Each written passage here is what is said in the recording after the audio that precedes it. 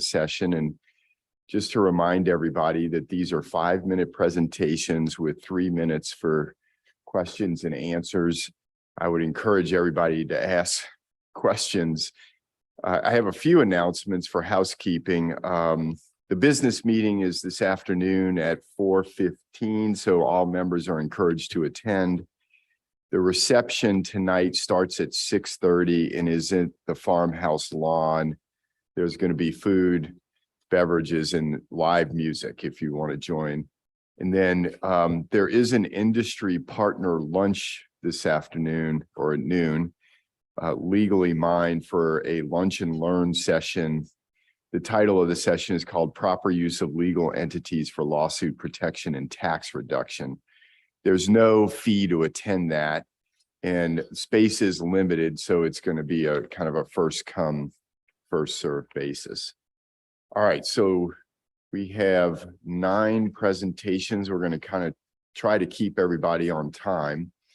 First session, which is Quickshot number 28, is the benefits and challenges of incorporating near-infrared autofluorescence imaging into an endocrine surgical practice. Presenter is Christine Burton from St. Joseph's Hospital and Medical Center in Denver, Colorado. Thank you.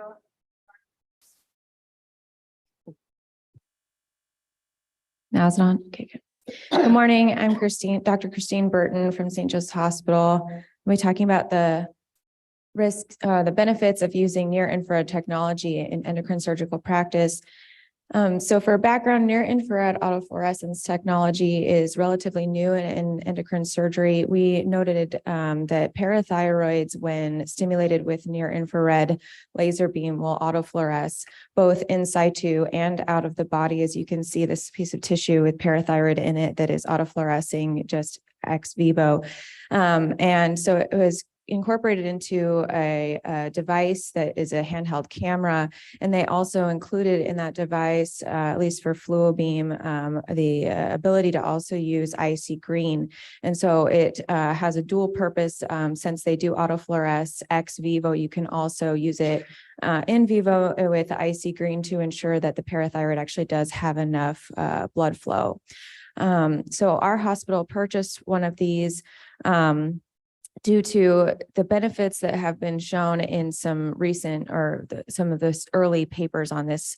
They have shown that with the use of this technology intraoperative, it can have the possible benefits of reducing temporary hypoparathyroidism after surgery, and also potentially permanent hypoparathyroidism, which is a devastating complication from these thyroidectomies, as well as inadvertent parathyroidectomy. I think those two things are obviously related, but then it also it has benefit of reducing the number of intraoperative frozen specimens. If you can confirm with the FluoBeam that is in fact parathyroid, then surgeon doesn't have to send as many specimens, which at our hospital, a frozen specimen is approximately $300 for a patient. And so if you're sending multiple specimens, or if you're avoiding sending multiple specimens, this technology could potentially reduce your intraoperative costs and also the time of waiting for that pathology result. So I decided to start a study to see, as this is new technology, there's always some challenges in introducing a new technology into surgical practice for practicing surgeons. And so I wanted to assess kind of how this technology was perceived, how surgeons who are using it in their practice were perceiving it would benefit them going forward, and if they would use it. And so I designed a study where I looked at retrospectively all of our thyroidectomies and parathyroidectomies over a 6-month period of time at our hospital across all of our surgeons, including our ENT colleagues and our endocrine specialty colleagues, and looked at what their perception was of how this technology aided their surgical practice. So this is our machine. It was used in 61 of 167 cases, about 40% of cases it was used. Angiography was used in only 30% of those 30%, so much less. 75% felt that it was easy to use, and 94% said they would use it routinely in the future. 2% of cases, it was there were technical issues, which I'm not sure exactly which those were, and they felt it was unhelpful in one case due to too high of surrounding fat signaling. So in our results, they felt that it aided in identifying one or more parathyroid gland in 72% of cases, and helped identify it actually in the specimen. So otherwise would have gone to pathology and couldn't have been auto-transplanted in 6% of cases. So it saved an organ. And then identified inadequate blood flow and prompted us to do auto-transplantation as well in 16% of cases. They also felt that it also reduced the number of frozen specimens they normally would have sent in 50% of cases. And this is an example of what it would look like. So on the left is a picture of just the autofluorescence, and then they confirmed, you can see on the right that parathyroid actually has adequate blood flow. You can see our instruments pointing to that parathyroid with the ICG. So in conclusion, overall, our surgeons perceived that the use of near-infrared NIR and ICG could be beneficial in aiding and identifying parathyroid glands intraoperatively, reducing the number of frozen specimens, and helping with decisions about auto-transplantation. And so we felt that we could say this was investment and use of this technology, particularly in teaching residents who are new to doing these cases and identifying parathyroids, could potentially help patient outcomes. So for future study, we intended for this to be actually a study on whether or not our patient outcomes improved, a quality improvement. But I think our numbers were too low at this point. And so I think it'll just take a lot longer of gathering data to figure out if this actually improves our outcomes with, postoperative hypoparathyroidism. But I do think that that's an area for future research. And with that, I'll take any questions.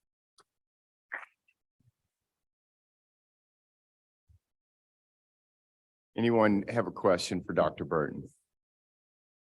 All right, seeing none from the audience, and I'll ask you one. Have you started to collect data to see what the incidence of either temporary or long-term hypocalcemia is using the technology versus not? Yeah. But I know you'd have a difficult time controlling for who's using it versus who's not using it in your practice.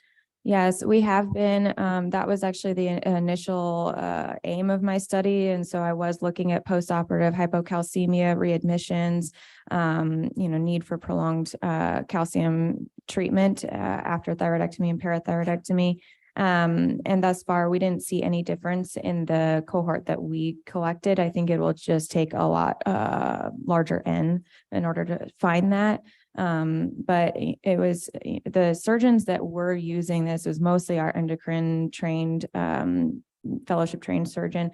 None of our ENT colleagues were interested in using it in their practice, and a handful of our general surgeons attempted using it and had kind of mixed feelings. Great, thanks very much. I had two questions too, actually. Yeah. So you noted that none of your ENT surgeons use it. What was the resistance to using the technology? And then I guess the second question is, as a follow-up, I think you hypothesized that it would reduce time in the OR because it would reduce the need for frozen sections. I guess, did you notice a difference in operating time? Yeah, so I think the difficulty with looking at operating time is that, the surgeon, our endocrine surgeon who was using it the most was only really using it when she was working with residents. And I think because she was mostly thinking that it had a better teaching benefit, when she's more experienced, and so she can identify parathyroids very easily. But I think, so I think that would have skewed my data had I looked at, I'm looking at that, but I think that is what's skewing the data. She does them much quicker without a resident and with an SA when she's not using the machine. And then our ENT colleagues, the way I started this was by doing a teaching session with how to use the device and also to talk about what the potential benefits could be of it. And I think our ENT colleagues, they don't work with residents. They work with us infrequently at Joe's. And so I think that they just there wasn't enough kind of them hearing about it and coming to the meeting. And they also, I think, have less interest in, like they, for example, noticed don't necessarily document the parathyroid status at the end of a case. And so I think that's kind of, they care very much about the nerve, but not as much about parathyroid status. So. Okay, thank you. Okay, yeah, Thank you. thank you very much.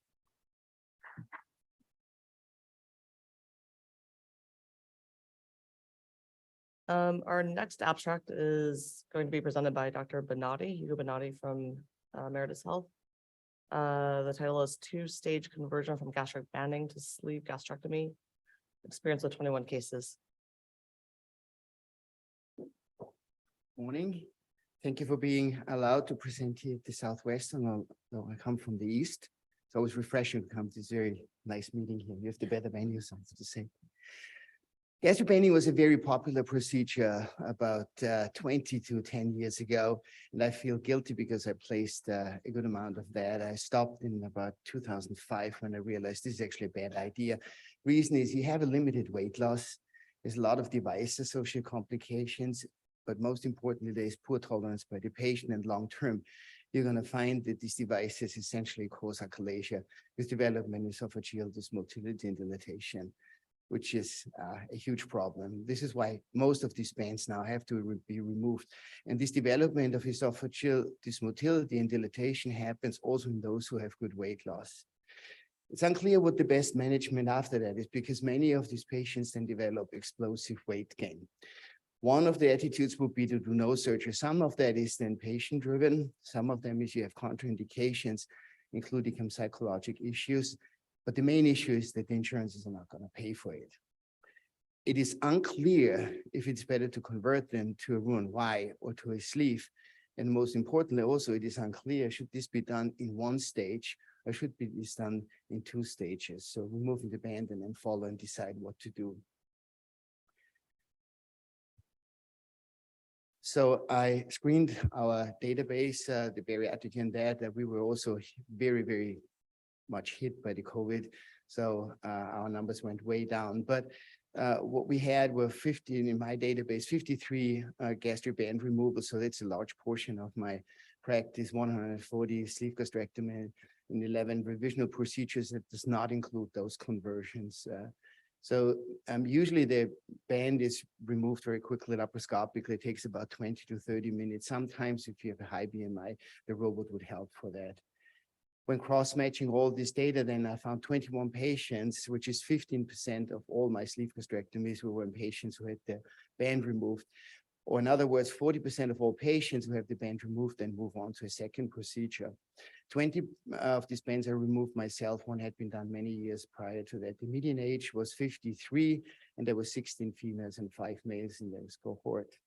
Most of these bands had been in there for more than 10 years and all reported initially to work well, but then 60% regained weight and had then dysphasias. Yeah. 19 of the bands were laparoscopically removed, mainly 2 robotic, as I said, some of them when patients have high BMI or you have the risk of a migration, and a robot would be very helpful for that. Most of the sleeve gastrectomies now have switched, and most of them I do now with a robot. The median time from removal to sleeve gastrectomy was 5.6 months. I always waited at least 3 months. Some of them, again, some that was driven by the COVID epidemic were later. In the upper GI study, the vast majority of these patients had dilatation and dysmotility. Here you see a band and the massive, because it's overfilled, massive dilatation of the esophagus. And more than 80% experienced a significant weight gain after this band is removed. And we're talking about 25 pounds in 3 to 5 months or so. The median weight at the remove was 240, and then you see they gained about 15 pounds during this 3 months. The BMI ranged then between 35 and almost 60 when we did the sleeve gastrectomy. The median follow-up of my patients now is 26 months. Yeah, the median weight is now 217 pounds, so it's significantly lower. Most patients actually did quite well. The median weight change is minus 25, so the highest weight loss was 99 pounds. And some patients did not all that well, but this is mainly in those patients where we started already with a lower BMI. At least we stabilized it then. But all patients initially had a good weight loss. Some of them fell off the roster with a little bit of compliance issue. The last follow-up, 17 had lost weight and 4 had gained some, but it's usually only about 3 to 5 to 10 pounds. The total weight loss in the entire cohort was 15%, which is lower than you would expect in primary, which would be about 25% at that time. Yeah. Two patients were then converted later for gastric dilatation and intractable GERD and underwent conversion to a Roux-en-Y. You see here this proximal pouch dilatation, and this is the picture after the surgery. But this is the same patient I showed you initially, and the esophagus is largely recovered from that. Yeah. There were no leaks, no strictures. The main issue for the band removal is you have seromas and you get frequently a hernia at the port side. Bring related to the conclusions.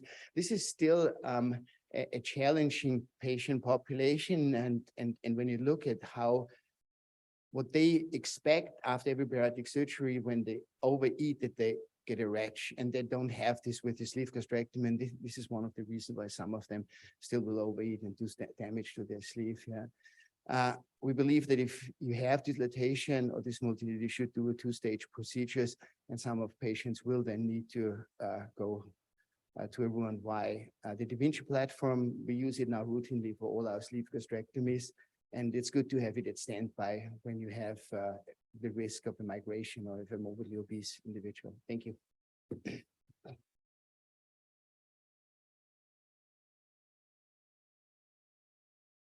Any questions? Thank you. Thank you for this. And just for full disclosure, my clinical practice is revisional bariatric surgery. So this thank is you. I this is appreciate it. right up my alley. I do have a question. Were all of these staged procedures? Yes. And I ask that because I'm also one of the MBSA QIP site visitors. And some of the absolute worst complications that I've seen that patients have been either died or been in the hospital for a prolonged period of times are single stage band to whatever. So these were all staged. I only do staged.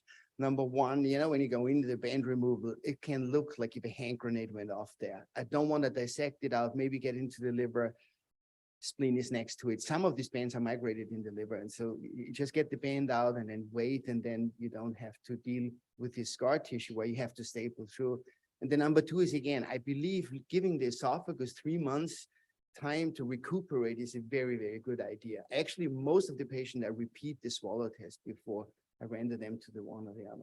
And then the other practical thing is I always endoscopy these folks at the beginning of the case because I've been surprised and had erosions that were not known. And so my management becomes completely different when I take the band out. So this is very good. I'm glad to see that you're reporting this.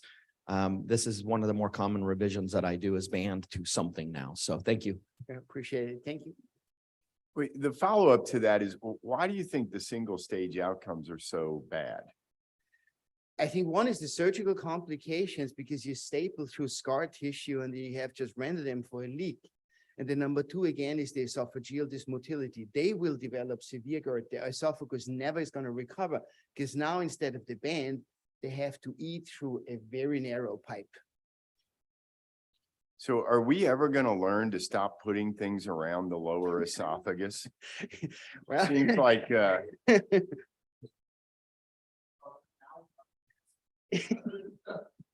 that's exactly why I'm asking that question. It seems like we have to relearn this about every 15 years or so.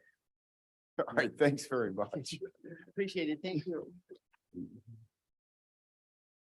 All right, quick shot number 30 is an unusual case of gastropleural fistula following a Nissen fundoplication, keeping with the theme of foregut surgery, presented by Dr. Desai from the University of South Carolina School of Medicine in Greenville.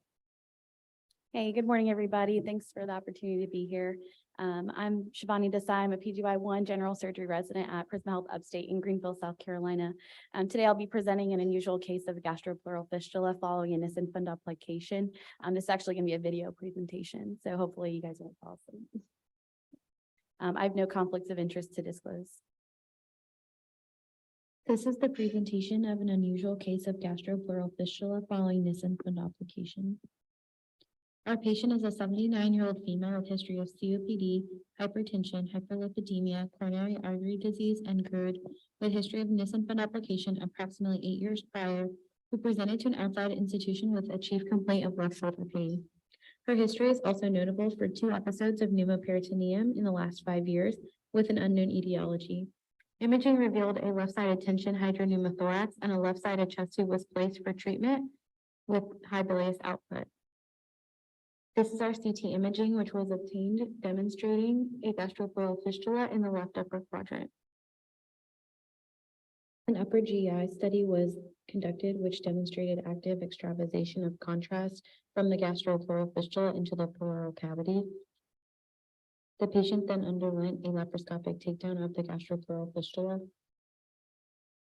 Ports were placed in the usual foregut array, and a liver retractor was used to expose the hiatus.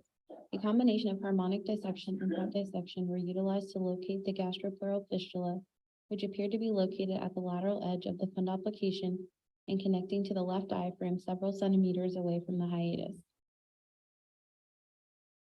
During the dissection, ethibond sutures were noted in the area of the fistula, potentially contributing to the fistula formation.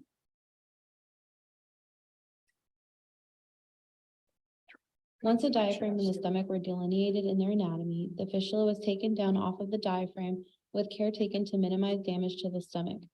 With this taken down, we were able to circumferentially dissect around the esophagus and place a Penrose drain for retraction.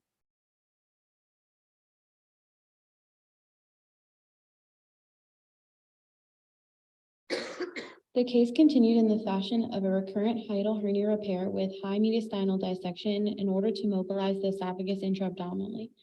The fundoplication was then inspected and a gastrotomy was located in the lateral aspect of the Nissen.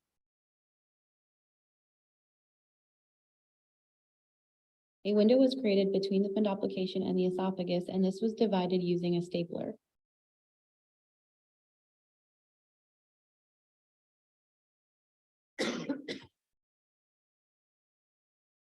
The fundoplication was then unwrapped, safely dissecting the stomach away from the esophagus and restoring normal anatomy. This demonstrated that the gastrotomy was indeed on the lateral edge of the stomach.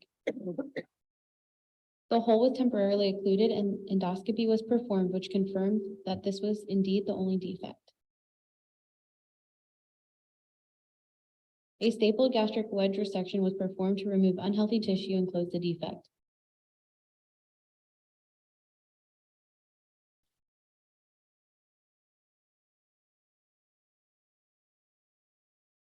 The defect in the diaphragm was closed with interrupted ethibond sutures, and the posterior hiatus was also closed with an interrupted ethibond suture.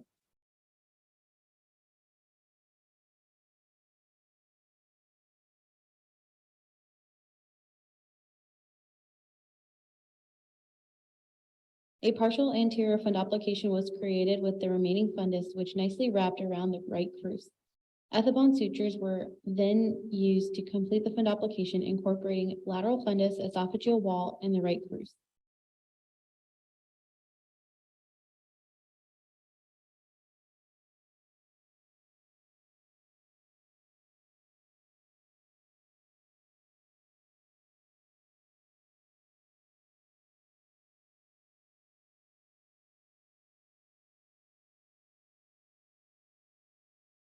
A leak test was performed and was negative. The patient was then repositioned and underwent a left VATS and decortication. Diaphragm visualization at this time demonstrated an adequate closure of the diaphragm defect. The patient was seen in follow-up 2 weeks after discharge and was not found to have any known complications known to date.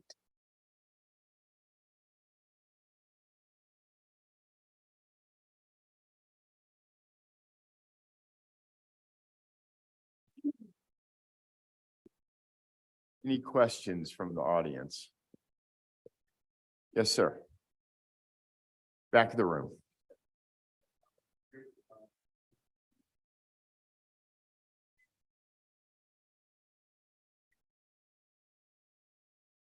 Yeah, it's hard to tell because she presented to us from an outside institution initially.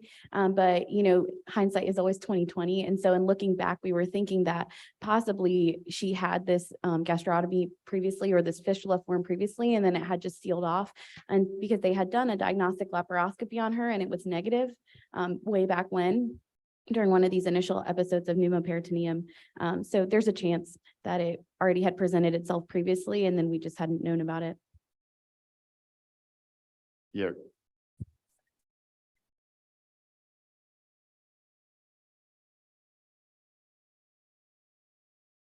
Sure. Yeah. So, typically in gastropleural fistula, we can see them form due to, a variety of things. It's more commonly seen with malignancy, patients undergoing chemoradiation, things like, or trauma too as well. And so this patient didn't have any of those factors that were contributing to the case. The only thing that we could find was the Ethibond suture used from the prior Nissen she had adjacent to that fistula tract. There's not a ton of research in the literature regarding permanent suture eroding through tissues.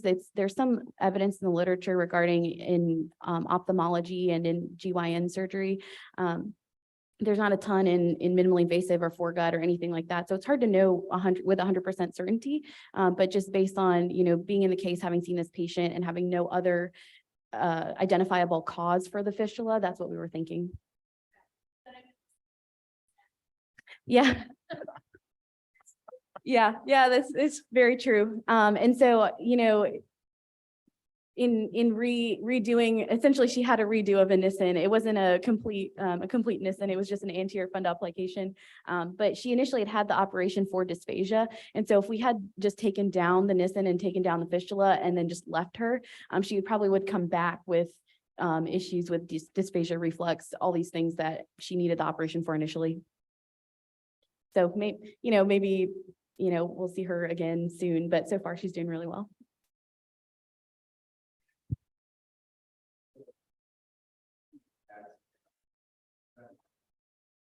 Yeah, that's a great question. So, the VATS initially, since she had this hydropneumothorax, we were able to evacuate most of the fluid from the laparoscopic approach, but we consulted thoracic surgery intraoperatively to have them do the VATS just to verify that from the superior side that the defect was in fact closed, and then to just evacuate any additional fluid. They ended up placing 2 chest tubes and just monitoring that for possible pneumothorax or reaccumulation of fluid.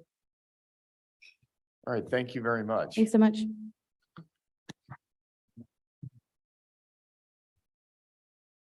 So our next abstract, number 31, will be presented by Dr. And I'm so sorry, Igwidbashian. That's good. All right, great. It's a novel electronic health records-based consultation workflow, improves time to operating room for surgery patients in an acute setting. Good morning. Thank you for the opportunity to present. We have no disclosures. So traditional consultation workflows can be inefficient, prone to errors in communication, and lead to delays in care for our patients. The EHR, we believe, can streamline care and is an increasingly incentivized method for improving care value. This is particularly important in time-sensitive services like trauma and acute care surgery, which is vulnerable to delays in care. I think we're all familiar with the current challenges of the inpatient consult platform, whether it's missed pages, miscommunication of information, the dreaded curbside consult, or just communication loops that are not closed. There's many issues. And then additionally, their billing is not automatically linked to our consult note if an order is in place. We quantified this problem at our institution and found that there's between 8,000 and 12,000 consults placed per month. However, only 14% of those consult orders were correctly completed within 1 calendar day.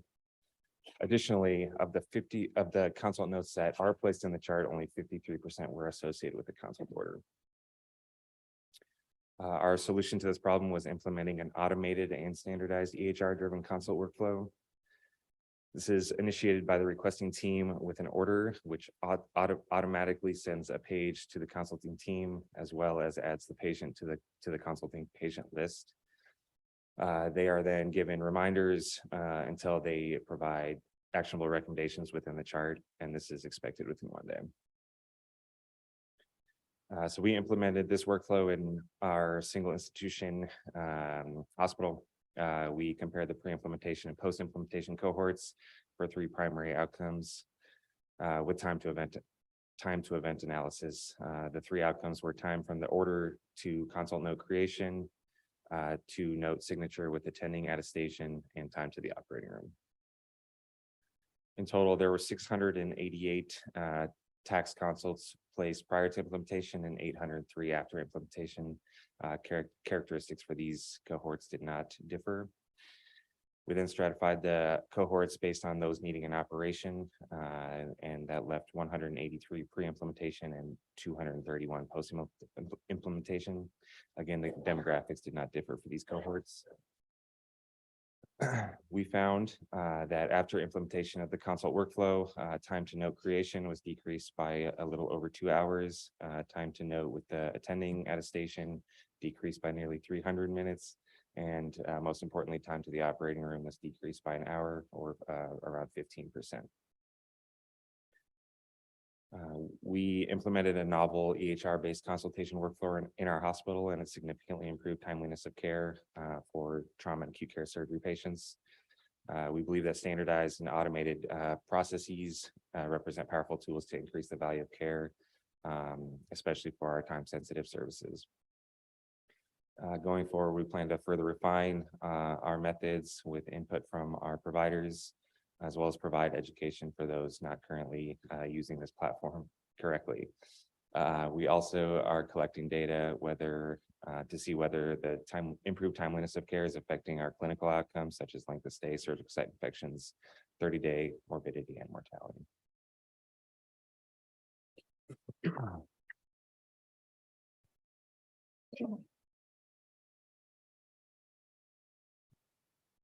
Any questions?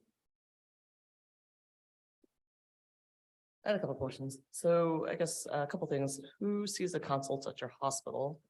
And then when you say the time to OR was reduced, does this take into account, patients who are seen maybe as a trauma activation, but then went to the OR with like ortho?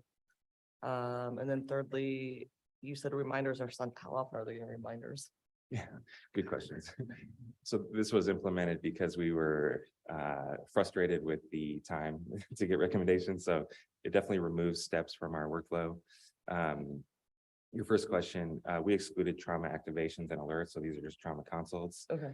And then each consult order, it was for a specific surgery specialty. So if it was ortho, it was time from the consult order to orthopedic surgery, and then when they took the patient to the OR.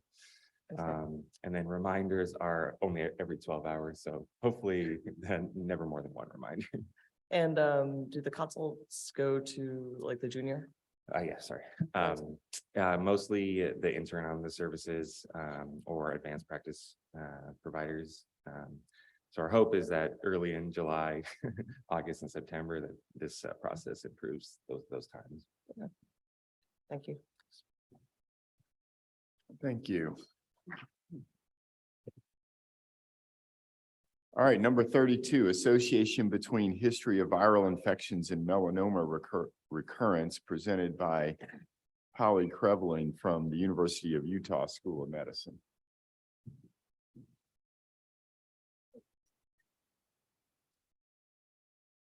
Yeah.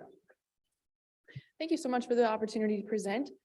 Talking about the association between history of viral infections and melanoma recurrence. I have nothing to disclose. The background for this project is that chronic viral infections lead to increased expression of checkpoint mediators. Those checkpoint mediators lead to an overaction of immune evasion, allowing tumor cells to then evade treatment with those, which leads to T-cell exhaustion. 5.5 million folks in the United States are living with chronic viral infections, which then leads us to our question, with 98,000 new melanoma cases per year, with immunotherapy being the backbone of treatment for stage 2B, 2C, 3, and 4. We hypothesize that having a chronic viral infection leaded to more melanoma recurrence. So we identified patients in the Utah population database for a 23-year period, identified all those with a diagnosis of melanoma, and then also with a diagnosis of chronic viral infection. We then followed all of our subjects after their initial diagnosis until 2020. A recurrence we defined as greater than 6 months after post-surgical resection for non-metastatic melanoma. We then identified a proportional hazards model from initial melanoma diagnosis to the recurrence with the chronic viral infection as a time-varying covariate. Our demographic for our patients, 17,754 folks in the state of Utah had a diagnosis of melanoma. Within that population, they ranged from an average age of 62, 57% of them were male. 2,276 of those patients had a chronic viral infection, And their median elevation was 4,500 feet, as all these folks were living in the state of Utah. After we ran our multivariate Cox proportional model, we just found that viral infections are not associated with a recurrence of melanoma. There is an association of a 22% increase of a recurrence of melanoma for male gender. This diagram is showing that there is no association between chronic viral infections and the recurrence-free survival for melanoma. So in conclusion, our chronic viral infections were not associated with increased risk of melanoma recurrence. This was a single site study, and our data trends show that there is potential for them to be related to each other, but because of the single site study, it has increased some limitations and does not show statistical significance.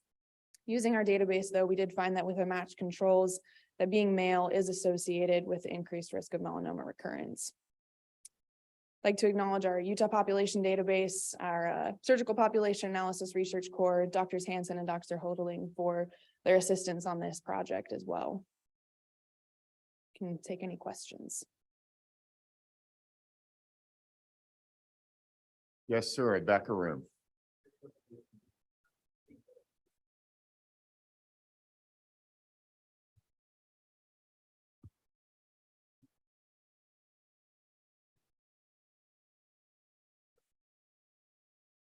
We started breaking out the data and looking at the most common viral infections within our population, which were hepatitis B, hepatitis C, and HIV. The other viral infections we did include just to have completeness of our data set, but the majority of the patients were diagnosed with Hep B, Hep C, and HIV, which to your point does have a more increased risk on the T cell exhaustion of those patients.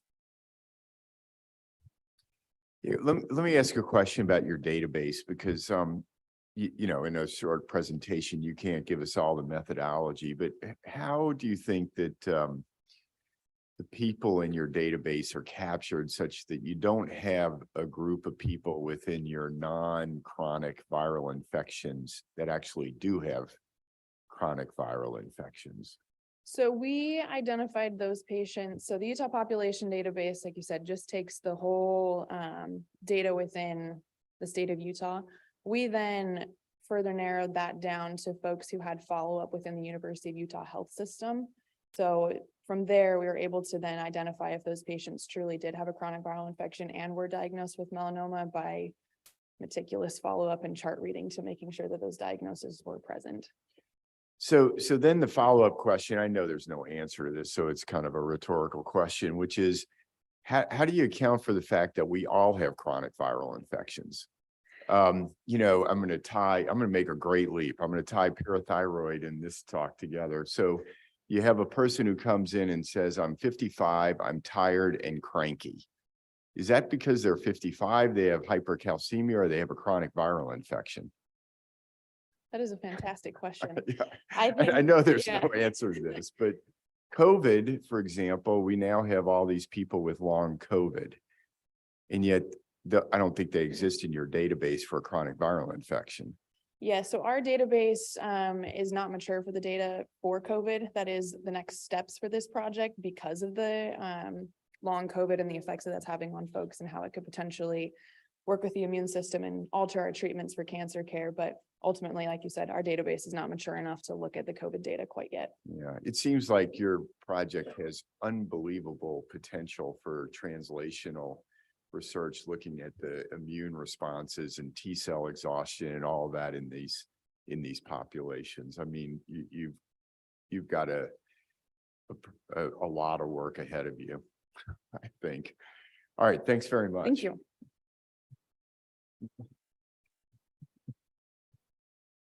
Okay, the next abstract, number 33, will be presented by Dr. Medley.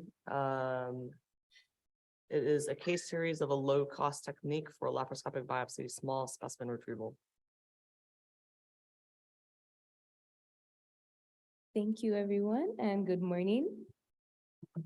Okay, so ideally, a minimally invasive biopsy that is strictly diagnostic should be of two main purposes. It should be, of course, highly specific for diagnostics, and it should be of low cost and low morbidity to the patient.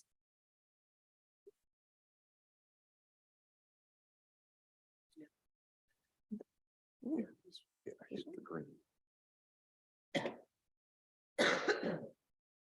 So the specimen retrieval process typically involves the utilization of an endoscopic disposable specimen retrieval bag. An incorporated technique that uses a segment of a surgical glove instead would allow for a similar outcome at a considerably lower cost. With that being said, the aim of this project is to compare the cost of using surgical gloves in the place of a disposable retrieval bag. So for our research, we de-identified laparoscopic biopsies that were performed from 2018 to 2021. And these were single surgeon cases that were obtained using billing codes. Despite the change in equipment, the retrieval procedures employed would be similar. The thumb of the glove would be used as it provides the greatest width, and it would be cut in an oblique manner to create a pouch. The grasper would then be employed to insert and retrieve the glove from the peritoneal cavity through a 12mm trocar. Now, in terms of cost, we considered wholesale prices of several endobag brands. Ultimately, we did end up using the least expensive cost for calculation purposes, and that amounted to $203.38 per item for endobag. In comparison, the most expensive average for our gloves amounted to $3.68 per item. Also, it is important to know that we did incorporate both latex and synthetic gloves for the calculation purposes. Okay, so here we have our table that shows a total of 61 laparoscopic biopsies performed between 2018 and 2021. Based on the least expensive endobag cost of $203.38, a total of $12,406.18 was amounted across the 61 surgical cases. And in comparison, the calculation for the gloves was $224.48. Now, this is a significant cost differential of approximately $12,000. Now, outside of our costs, of course, we do have to look at how the operation functions, like what any complications that we would have experienced throughout the process. There were no issues with utilizing the glove, no specimens were failed, experience a failed extraction, and there was also no apparent decrease, no apparent difference in the time to extract the specimen. So in conclusion, ultimately, it is a difficult task to analyze surgical equipment costs as well as the true costs that are incurred by patients. Nonetheless, it is clear that there is a significant cost differential between the endobags and the surgical gloves. With our focus trying to be shifted to value care, we must consider this as an option to not only reduce costs to patients, but also reduce costs to the institution. And thank you.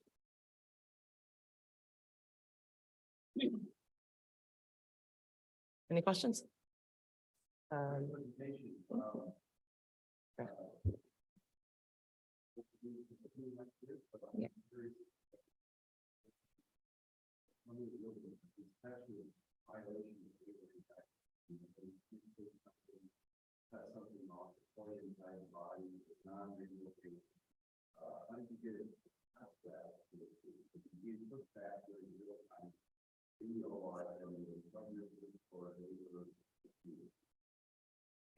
There were no issues in terms of you.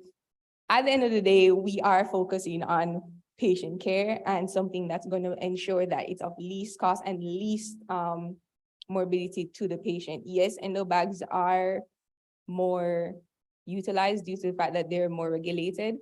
However, there were no issues utilizing a surgical glove or no pushback in the OR. Dr. Benali? Yeah, I got that pushback in our hospital. So my attitude was when I do an appendectomy, I've got a bag where you can, like, big bag, even if it's a 5mm retrieval bag, and it crumples up. So I tried to use the glove, and my administration forbid it. And the same for getting a mesh into a 5mm port.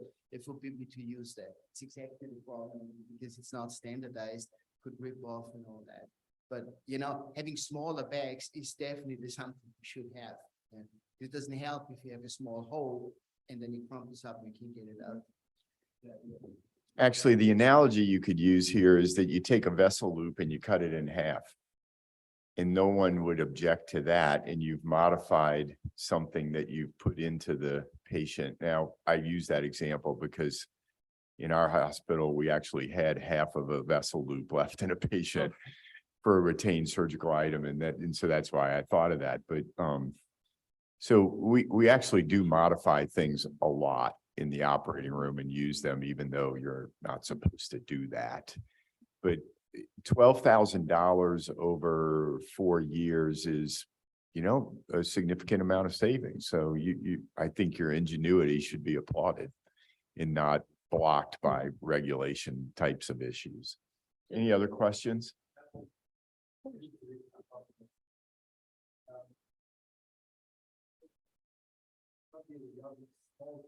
Small, yes.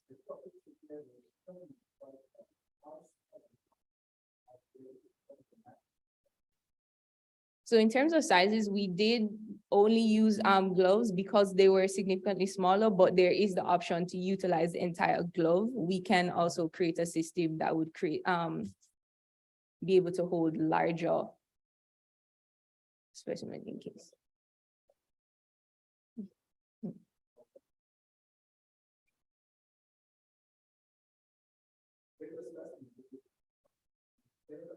That's true. That's true. We do not have the specific information about the size of the specimen. That is, of course, something that we would have to look into more to incorporate in future surgeries or just for further looking in terms of the presentation. I just want to make one more comment. I think if you are going to continue to study this, you might want to look at the sustainability aspect of Yes. waste reduction, which I think is equally important. Yes. In terms of cost savings as well. Okay, thank you.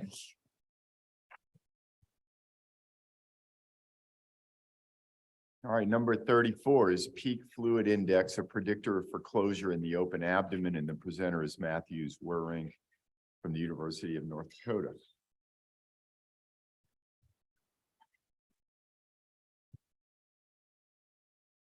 All right, so hi guys, I'm Matt Swearing. I'm one of the chief residents at the University of North Dakota. So I have no disclosures. So just to kind of give some background on my presentation. So fluid management in the open abdomen is pretty directly linked to patient outcomes. We know that well. This is especially true when it comes to time to actually getting an abdominal wall closed. Currently, we have a lack of terminology to accurately quantify resuscitation in these patients. So we at our institution took the term peak fluid index and kind of coined it. We'll talk about calculating it in just a sec, but it's a predictor of time for successful abdominal wall closure in patients requiring repeat laparotomy. So peak fluid index is a variable used to represent the largest fluid imbalance relative to patient admission fluid status. So at the time of admission, we considered their fluid balance to be 0. So if you had a patient come in, they received 10 liters of fluid, made a liter of urine, their peak fluid index at that time would be 9. So this is a single site retrospective study. We examined 6 years of open abdomens. They were from 2013 to 2018. All patients were over 18 years of age, and our primary outcome was time to definitive closure. All abdomens that underwent closure, regardless of severity of illness, were included. Obviously, those that did not survive to closure were removed from the study. So our results, we had 239 patients that we identified. Peak fluid index was calculated on all of these patients. We had a very large range. We found it to be anywhere from 0 to 64.5 liters. The mean was around 13 liters though. Time to abdominal wall closure, we chose to measure it in hours. We had a large range as well, 16 to 884 hours, with the mean being right around 100 hours. And then hours to closure was statistically significantly correlated with peak fluid index. So as you can see with the graph there, that's a line of best fit. The bottom axis is hours to closure and the y-axis is peak fluid index itself. So as peak fluid index increases, time to actual abdominal wall closure increases. So some of the weaknesses of this study right now, you can have pretty inaccurate charting of intake and output in your facility. We did try to get these all on ICU patients that had Foley's, but there's still room for nursing error and charting. We had unknown starting fluid balance. It's obviously not the same for a person to come in, very fluid down, hasn't eaten in several days, and they require a laparotomy with an open abdomen versus somebody that was doing better and have a more acute situation. We didn't control for severity of illness. We're redoing the IRB and going back to collect more variables with that, but this study currently does not. Surgeon preference. So obviously everybody's not going to close the abdomen the same way. And then we need a little bit more data required to finish an MBA. So to conclude, this study shows a statistically significant correlation with peak fluid index and time to abdominal wall closure. As peak fluid index increases, time to abdominal wall closure increases as well. It's established that volume overload can lead to a delay in abdominal wall closure, but we propose that the degree of imbalance affects closure independently. Our data suggests maintenance of homeostasis with an aggressive correction to baseline fluid balance both play a huge role in abdominal wall closure.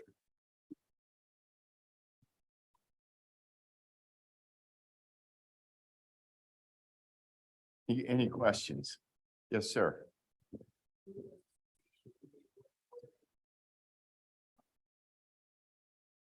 We did not look at that for this study. We do have BMI collected, but we did not compare that specifically.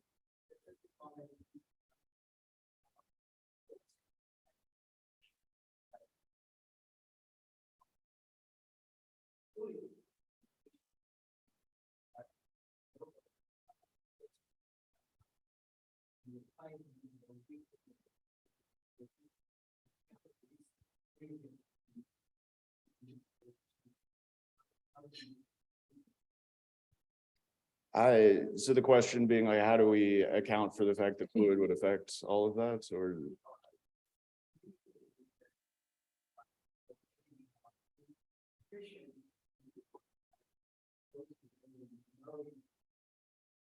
Sure. So I mean, I think that what this is kind of showing is that we kind of need to be more aggressive at starting to chase baseline, especially in these patients. I think we have a tendency in surgery to keep dumping fluid in and dumping fluid in and dumping fluid in.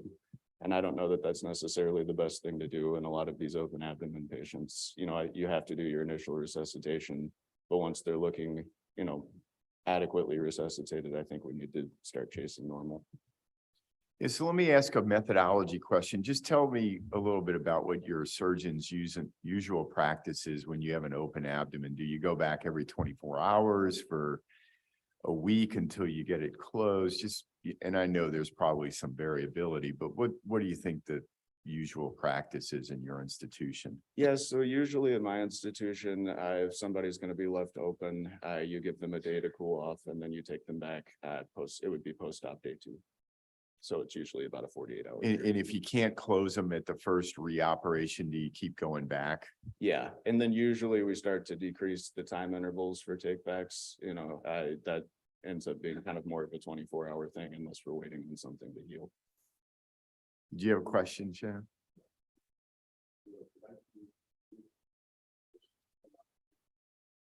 Yes.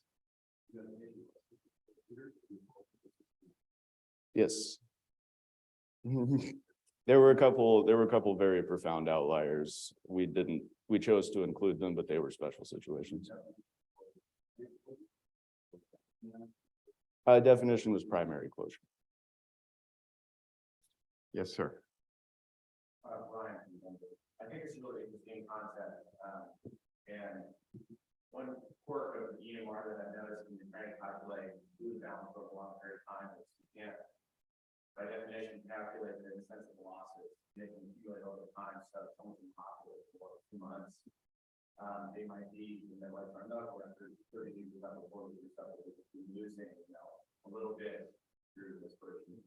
Right. So if you looked at that, if it's someone that was in the hospital for a very long time and very fluid up, and they got an operation, and the computer looks like they're 50 years up, but maybe they relatively even go into surgery, kind of difficult being calculated, but it might Yeah, so I mean, we did have to actually go through and collect a lot. This was pretty painstaking to collect by hand.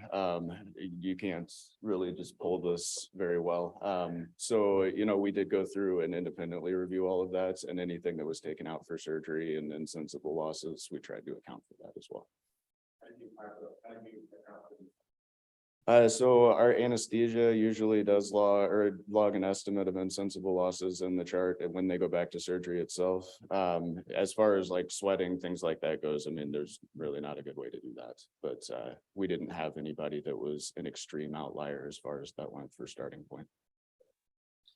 So the last question could be, is this a prognostic indicator, or what therapeutic intervention can affect this that will then translate to your closure rates? So I think trying to get back to baseline fluid status is what we're hoping that this shows well. I think that's, you know, we found a reasonable evidence to suggest that as patients approach their normal fluid balance, that's when they're easiest to get closed. It's going to look better with an MVA, but there was a couple more variables that we needed to make that actually work. All right, thanks. Yep.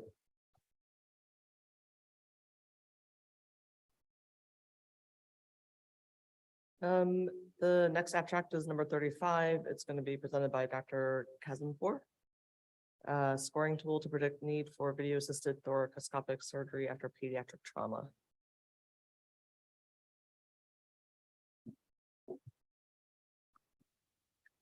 Morning, everyone. Thank you for the privilege of the podium.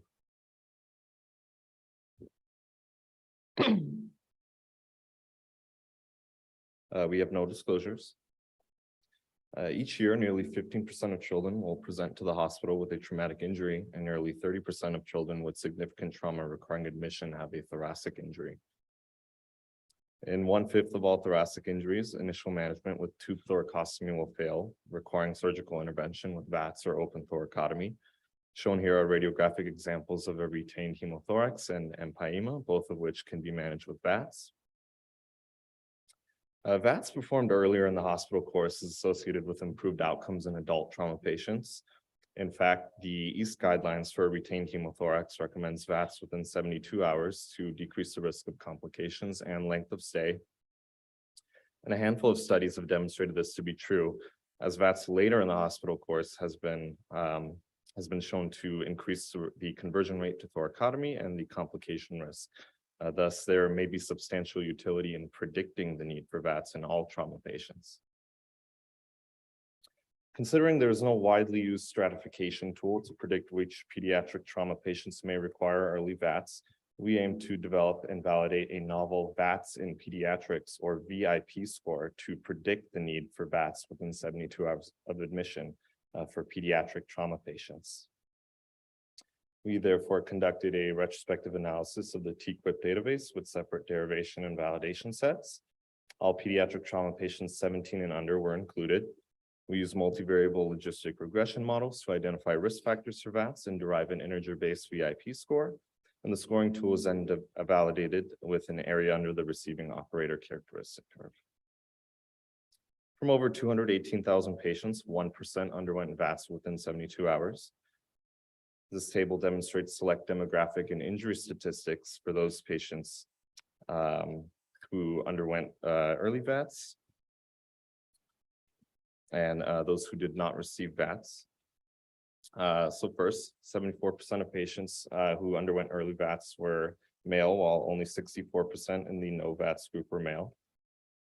17% of patients in the early VATS group were hypotensive on admission.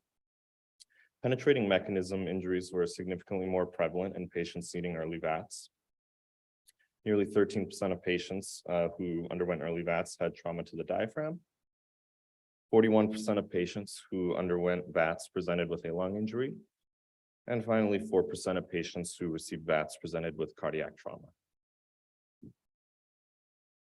Using this data, we identified 8 independent predictors for early VATS and derived a VIP score ranging from 0 to 9, as demonstrated by this table here. The predictors were male sex, hypotension on admission, penetrating mechanism, and injury to various structures in the thorax and abdomen. The AURC for both the derivation and validation sets was excellent at 0.91. This figure shows the rate of early VATS for each VIP score, where there is a steady increase from a rate of 0.1% at a score of 0 to a 13%, 32%, and a 61% rate of VATS at scores of 3, 4, and 6, respectively.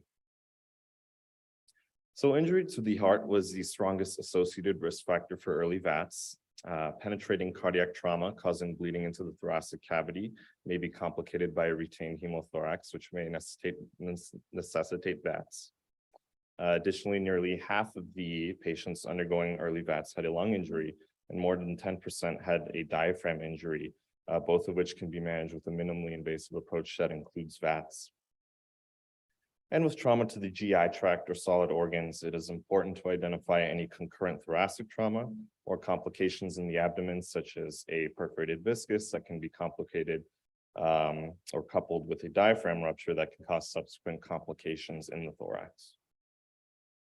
Furthermore, the VIP score is a practical scoring tool because it incorporates variables that are readily available upon arrival. This can allow trauma teams to quickly predict which pediatric patients may require VATS.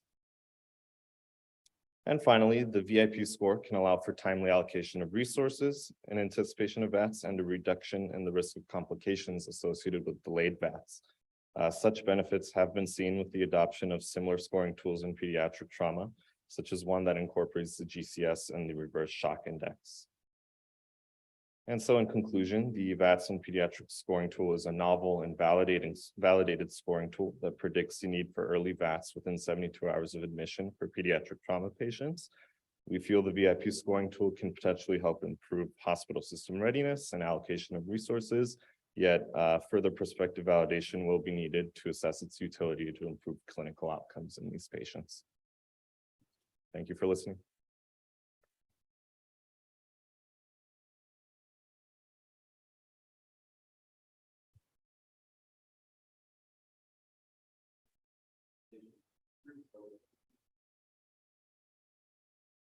That's correct.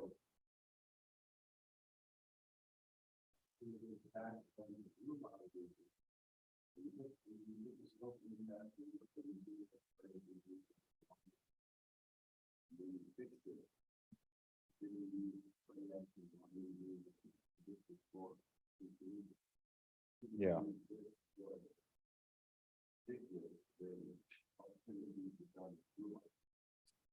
Yeah, that's a great question. To my knowledge, the TUPIP database was not able to provide indications for VATS in these patients, rather simply what types of injuries they presented with. I feel that's a limitation of the database to consider. And I think that's maybe something to look at moving forward.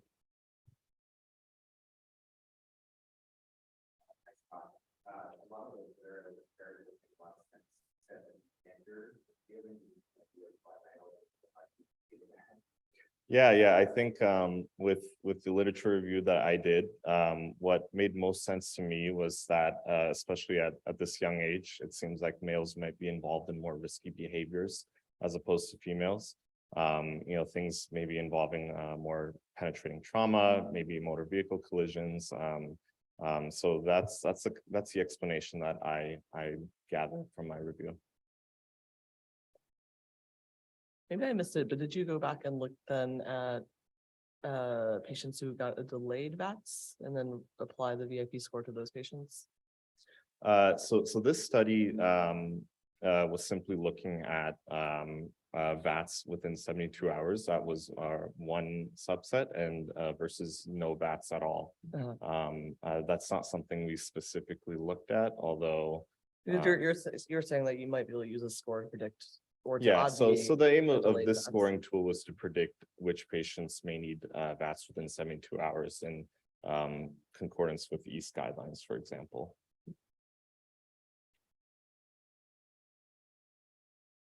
All right, thanks very much. Thank you.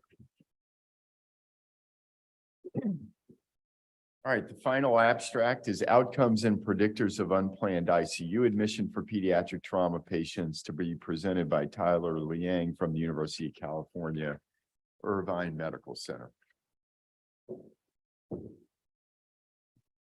Thanks for the opportunity to present today. We have no disclosures. So unplanned ICU admissions, or UI for short, represent patients that are initially admitted to the ICU, downgraded or transferred out, and then readmitted to the ICU, or initially admitted to the floor and then admitted to the ICU. Our study refers to the latter one right here. UI in adult trauma population carries increased morbidity and mortality, such as return to the operating room, unplanned intubation, and death. Given that trauma and accidental injury is the #1 cause of death in children, we thought that it was important to study UIAs in this pediatric trauma population. So our aim was to identify independent predictors for UIA in pediatric trauma patients. And we hypothesized that those with a UIA had increased morbidity and mortality compared to their non-UIA counterparts. Our data was from a 3-year span from 2017 to 2019, retrospective analysis from the ACS-TQIP database. We looked at patients younger than 16 years of age with a UIA and excluded patients who were initially admitted to the ICU initial triage because we felt that this population was different from the population that was initially mistriaged to the floor. We compared UI patients to their non-UI patients, looking at demographics, vitals on admission, mechanism of injury and injury profiles, complications, and using a multivariable logistic regression analysis, independent predictors for UIA. What we found was that our patients within UIA were older, had an increased injury severity score, increased length of stay, carried more comorbidities such as diabetes, smoking, and substance abuse, and were more commonly tachypneic and tachycardic on admission. In terms of mechanism of injury, UI patients were less commonly to have undergone a fall, but more commonly to have a pedestrian struck mechanism, and more commonly to be involved with a motor vehicle crash. In terms of injuries, UI patients had more injuries to the head and neck, such as TBI, cervical fracture, spine, and cervical cord injury. Were more commonly to undergo thoracic injury as well, such as rib fractures, pneumothorax, hemopneumothorax, and diaphragm injuries. Our UIA patients were also more likely to have hollow viscous and solid organ injuries, as this whole table shows here.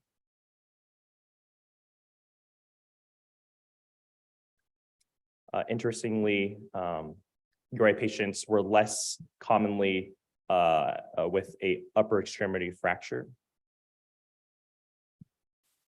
In terms of complications, UIA patients had increased rates of cardiac arrest, stroke, sepsis, unplanned return to the operating room, and mortality. They're more likely to have respiratory failure and unplanned intubation, as well as DVTs and PEs.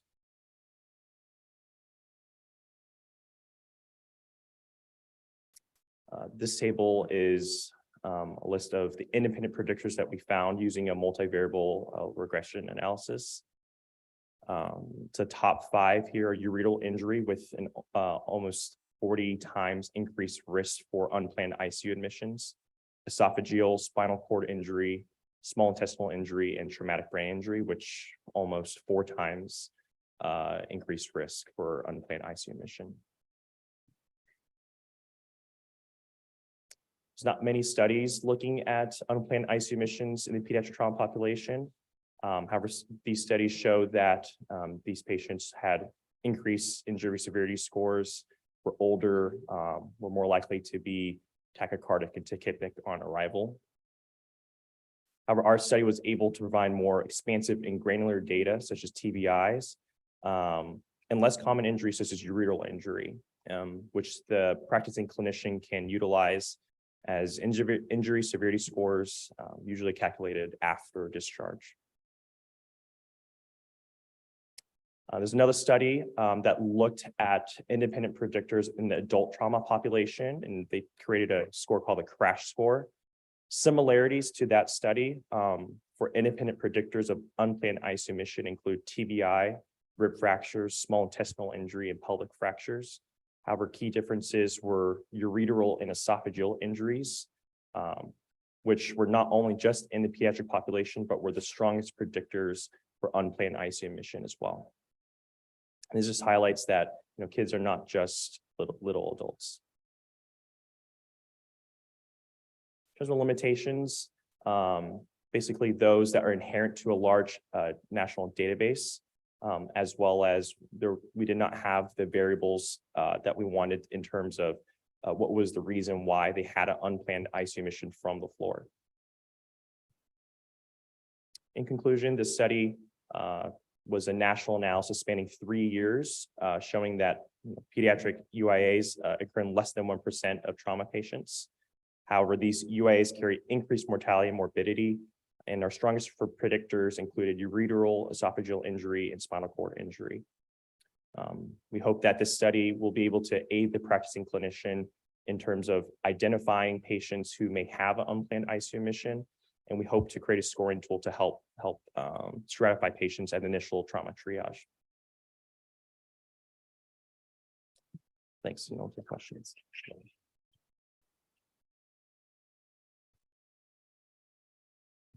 Any questions?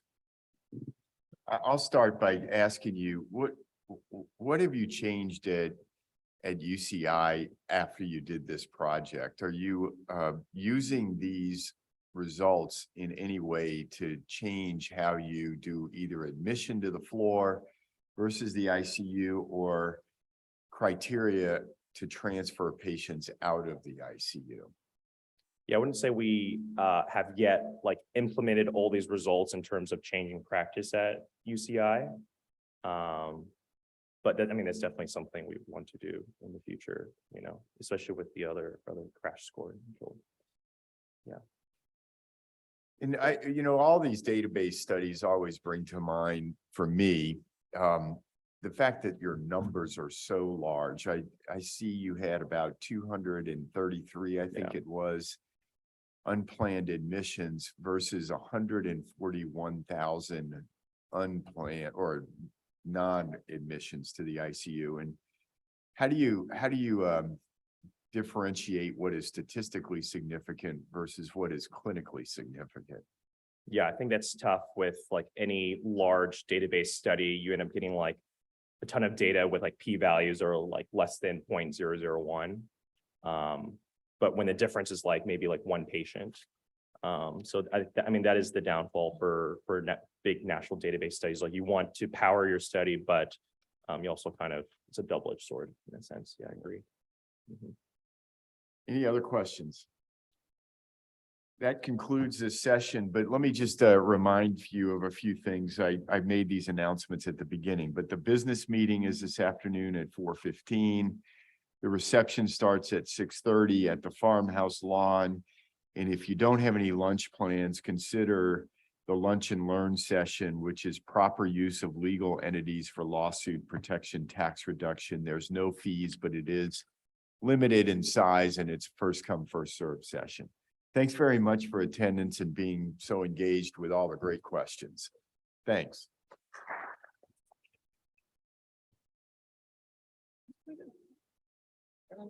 Yeah, the pace was good. Yeah, it was. You're right. Good to meet you. Nice meeting you. See you at the rest of the sessions.